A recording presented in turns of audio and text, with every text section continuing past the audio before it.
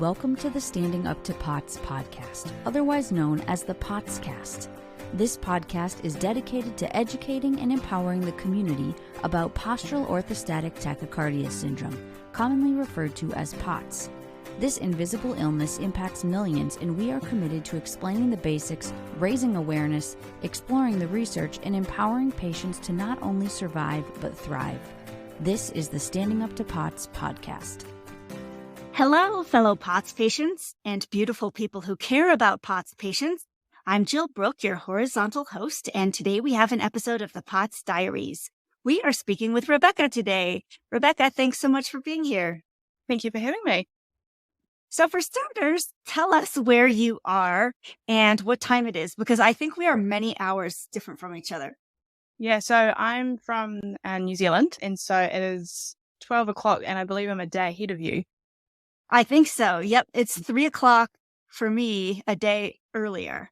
Yeah. So I think that's the biggest time change I've had speaking to anybody. So where in New Zealand are you from? I'm from Hawke's Bay, so it's on the east coast of the North Island. Okay. So can you just tell us a little bit about your hometown? So at the moment, we're just heading into summer, so it's going to start getting really hot. And where I'm currently living, we're kind of known for good beaches and wineries, good fruit growing area. So in summer, there's lots of fresh fruit around, which is really nice. That sounds amazing. What's the most common types of fruit that you'll have? We do lots of apples. Beautiful. Wow. Well, it sounds amazing. I hope to visit New Zealand someday, but I have to become a better traveler first. Okay. So let's see. What else should we know about you? How old are you? And tell us, who do you live with? So I'm 24 and I currently live with my parents. And what are your favorite activities? So I love going outside and going for walks when I can, and also love just putting on some music, just singing away, having a good time. Very nice. Okay, so back to this New Zealand thing, because probably you are the first person that we're hearing from New Zealand. So when you go for a walk, what kind of scenery are you looking at? Lots of greenery, lots of trees, native bush, the house there. Lots of tramping, especially in New Zealand, they're kind of known for that whole conservation greenery part, which is pretty cool. Wow, that sounds amazing. That sounds so nice. Okay, other activities. Anything else you love doing? I've just started trying to get back into swimming. That's really cool. And so what would your family or friends say your personality is like? Especially when I first get to know people, I'm come across pretty shy. But then once I get to know them more, my personality comes out a lot more. I'm a lot more chatty and a lot more bubbly. Complete opposite. So did you have a life before POTS? And if so, can you just give us a quick description of what that life was like? Yeah, so about 9 months before I got POTS, I just graduated from nursing. I had moved towns, started my first job as a nurse, and then all of a sudden, POTS decided to show up. Oh, so this was pretty recent. So you had no POTS for the first 20-some years of your life? Yeah, it was all of a sudden, got some virus, and then a couple months later, my health just went completely downhill. Oh, so what was the first sign that something was off? So for me, it was kind of stomach pains was the initial thing that got me to the doctor. And so went to the doctor, did some blood tests, and we found out that actually my thyroid was overactive. So we went down that pathway, ended up in hospital because my heart was going far too fast, and so got put on to some heart medication to bring the heart rate down. And then as time went on, started getting dizzier and dizzier, and work got a lot harder because I felt like I was going to pass out all the time at work. So that was pretty hard. And it wasn't until a couple of weeks later we decided, okay, we've got to stop this heart medication because we think this is probably what's causing you to be dizzy. And came off the heart medication, and they said, yep, that's fine. You can just stop it cold turkey. Everything will be fine. And 2 days later, wound up back in the emergency department with my heart rate just skyrocketing. And then the next day, after a few tests, the cardiologist came around and said, I think you had something called POTS. So, wow, awareness of POTS in New Zealand so far sounds superior to anywhere else I've heard of. So was that lucky, or does everybody just know about POTS there? So when I first started, hardly anyone seemed to know about it. But the interesting thing with my story is about a month into my symptoms, I got told, we think you've got POTS. We can't confirm it. And then as time went on, I actually ended up getting that diagnosis taken away. And they said, no, we don't think you have POTS. we think you have something called hyperventilation syndrome. Oh, so they thought it was your breathing? Yeah, so they thought that I was breathing too much, and that's what was causing my heart rate to go really fast and be dizzy and have all these symptoms. Wow, what did you think when they said that? Like, did you feel like you were overbreathing? I did at the time. You don't really think you are, and then you kind of start processing it and go, actually, maybe I am. So I went along with that diagnosis. I thought, okay, maybe this is what I've got going on. Went and saw a respiratory physio. So we went through all the breathing stuff, which is really useful, really helpful, and I still use a lot of those techniques today. And it got to the point with the respiratory physio, and she says, I don't think there's anything else I can do for you. I don't think this is actually what you've got going on. I was like, okay, all right. So, I keep going, plodding along. And unfortunately, I kept having these big spikes in heart rate and being really dizzy that I ended up having to go to the hospital, especially at that time I was flatting, and I didn't really have any family because they were back here in Hawke's Bay, which is about 4 hours drive away. And so unfortunately with the hyperventilation syndrome, the doctors all kind of said, I think it's just a fancy term for anxiety, which Interesting. Which was really unfortunate because I kept presenting to hospital with these symptoms and they kind of would just say, get over yourself, you're fine. So how did you finally end up with a diagnosis of POTS again? Or have you not been re-diagnosed? So I finally got official diagnosis back in July. Went and saw a new cardiologist that had been recommended from someone that I had connected with on a support group. And so I went and saw her and she said, looking through all your stuff, like, you've got classic symptoms of POTS. And I'm like, are you kidding me? After 2 years of going through all this and people saying, you haven't got POTS, we don't think you have, it's all just anxiety, to finally get, this official diagnosis was just like a huge relief. Oh, man.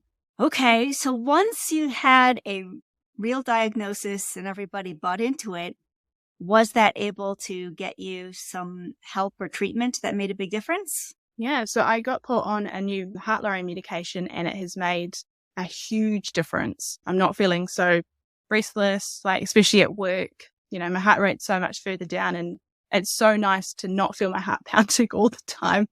Oh my gosh. So did you work through all of this and what was that like? Yeah, especially when I first got that kind of, we think you have POTS, I was told, just drink some more water. You'll be fine. We'll just wait for you to get this tilt table test and things like that. So thankfully I had a week of holiday already planned. Unfortunately, I got a really bad cold, which I think just made everything worse. And I went back to work for a week, ended up collapsing at work. So I was like, okay, can't continue there. And thankfully I was able to go into a different area where it was more of a sit down job, which is great. But unfortunately, as my health just kept getting worse, I did end up having to stop work last year. Okay. And so can you give us a snapshot of what were your symptoms at your very worst and then where are they now? So at my worst, even trying to get out of bed, I just couldn't. I had to crawl on the floor because I would just keep collapsing or passing out and be standing up. Heart rate would shoot up to 180. Absolutely horrible and just so exhausted all the time. And it didn't help either the flat I was living in at the time. To get into the actual flat was this extremely steep flight of stairs to get into the flat. So that didn't make life easy at all. Oh, and you were newly away from your family too. Yeah. I mean, What was that like? Did you feel like you were just all alone and your body was falling apart and you weren't getting answers? I mean, that sounds tough. Yeah, it was really tough. I'm so grateful to Mum. She did come down, especially when I was getting really unwell. So I'm so thankful for her because it was a long drive. And it was so hard for her because she was living so far away. I was also quite thankful to have made some good friends with the flatmates I had who were also really supportive through that time. But yeah, it was so tough. I just moved away. I was looking forward to, starting my life and becoming so unwell and just not having that extra support from family and trying to survive while also trying to figure out what's going on with my body, kind of saying, oh, we think you've got anxiety or maybe you're making it up. It was a really tough time. So what helped you get through that? How did you cope with it? Something really important to me is my faith. That I have to say that's probably one of the biggest things that made a difference. So how functional are you now? I think we heard about how you were at your worst. How are you doing now? What can you do or not do now? So I'm a lot better now. I'm able to go to work 3 days a week, which is on my feet. which if you told me when I first got unwell, I would have said, nah, no way I can do that. How to be able to do that. Just starting to kind of reintroducing, doing some exercise like swimming. Still need a lot of rest time kind of to make up for those days, but compared to where I am, I'd say I'm probably like maybe 60-70% functional. So do you think that it has changed how you are as a nurse now that you've kind of been the patient? Oh, hugely. I think I'm so much more sympathetic to patients and knowing, especially, that having an invisible illness as well, how hard it is to be believed.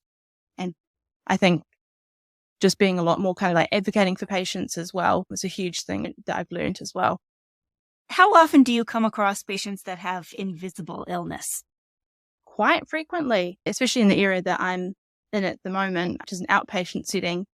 And, it's something I didn't really think about, I think, when I first started nursing, how many invisible illnesses there are out there, and now coming across them, I think it's a lot more prevalent than most people are aware of. Wow. So are you like the favorite nurse of those people now? Probably a lot of people probably aren't aware that I actually have an invisible illness, but I think probably not, because I work in an outpatient setting. We're only seeing people for a short period of time. There's not really too much that I need to do for the advocating side.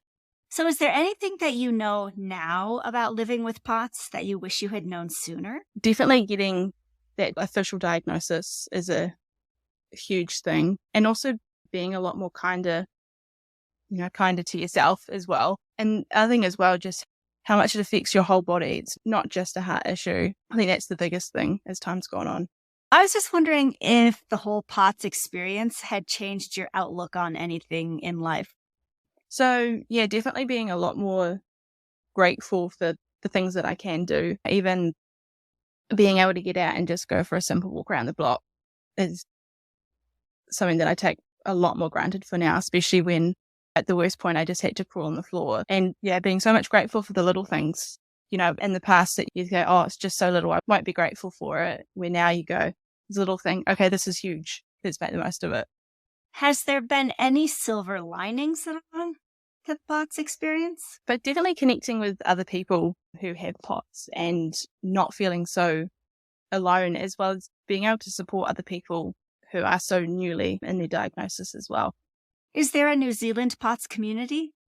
So there is kind of New Zealand and Australia group that I found on Facebook, which especially when I was first diagnosed was a huge thing for me as well, just being able to put up questions on there and people being able to answer and giving advice. Yeah, me too. So what does a POTS-related victory look like for you these days? Like, what is something where when you can do it, you're like, yes, I did it?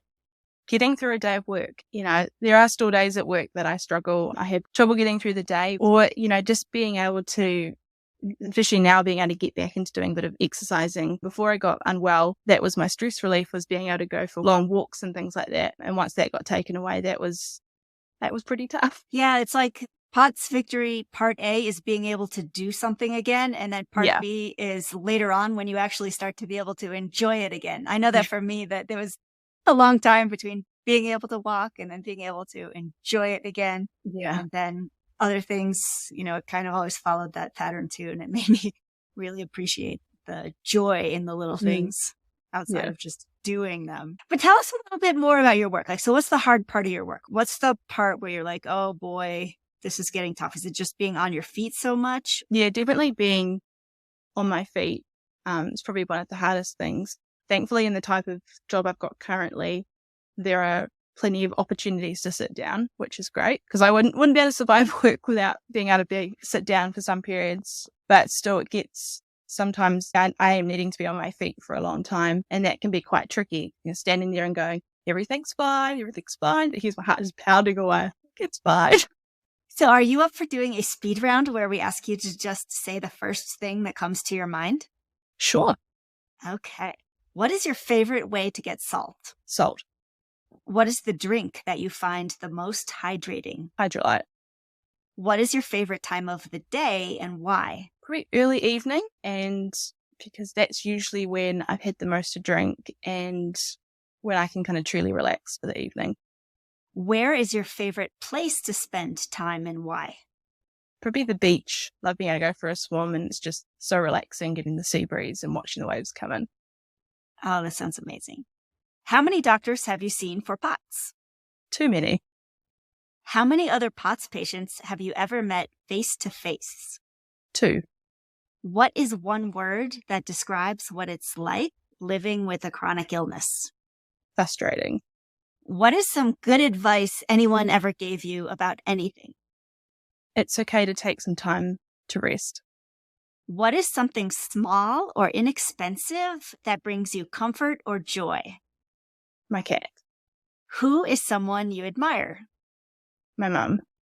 Do you want to say why? Just with how much, especially after all the trying to look after me, and I just really admire her, how much that she's actually done for me, especially when I got so unwell, and that she was so willing to drive to come and support me and then take me back home and then take me back, and just putting up with my stubbornness. What is something you are proud of? Being able to work again. What is the toughest thing about POTS? That it is just so unpredictable, and it can come at a time when you want to do something, and then it decides to show up, and it can just completely ruin your plans. Mm-hmm. What helps you fall asleep, if anything? Listening to podcasts. Oh, me too. Do you have any favorite one to recommend? Definitely the Standing Up to POTS podcast. Good answer. Next question. What gives you energy, if anything? My friends. What is a gift that you would have sent to every single POTS patient on the planet if you had infinite funds? A knowledgeable doctor. What is something you are grateful for? I'm super grateful for my parents. Okay, I'm wondering if you can finish these sentences. I love it when... It's a nice day.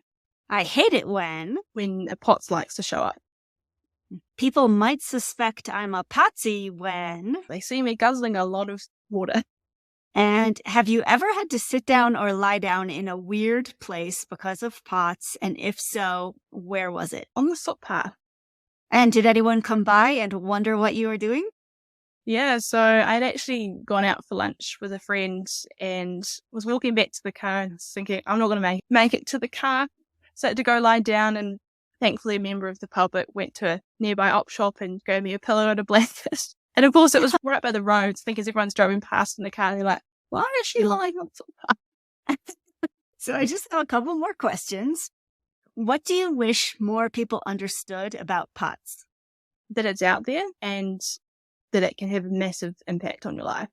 Is there anything you'd like to say to your fellow POTS patients out there who are listening?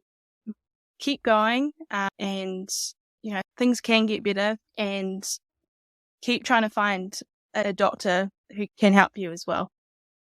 And why did you agree to let us share your story today? I want other people to not feel so alone, in their journey, and also wanting to let people know that things can get better, especially with POTS. It can be such an impacting and can make a huge difference in your life. But finding the right doctor, sometimes finding the right medication, things can get better. Well, Rebecca, thank you so much, and we're very happy that there are people like you out there in the healthcare profession who are so compassionate and knowledgeable about this. And I know everybody listening wishes you the best going forward. So thank you for sharing your story and your insights with us today. Thank you very much for having me. And hey, listeners, I hope you enjoyed today's conversation. We'll be back again next week. But until then, thank you for listening. Remember, you're not alone, and please join us again soon. As a reminder, anything you hear on this podcast is not medical advice. Consult your healthcare team about what's right for you. This show is a production of Standing Up to POTS, which is a 501c3 nonprofit organization. You can send us feedback or make a tax-deductible donation at www.standinguptopots.org. You can also engage with us on social media at the handle Standing Up to POTS. If you like what you heard today, please consider subscribing to our podcast and sharing it with your friends and family. You can find us wherever you get your podcasts or at www.thepotscast.com. Thanks for listening.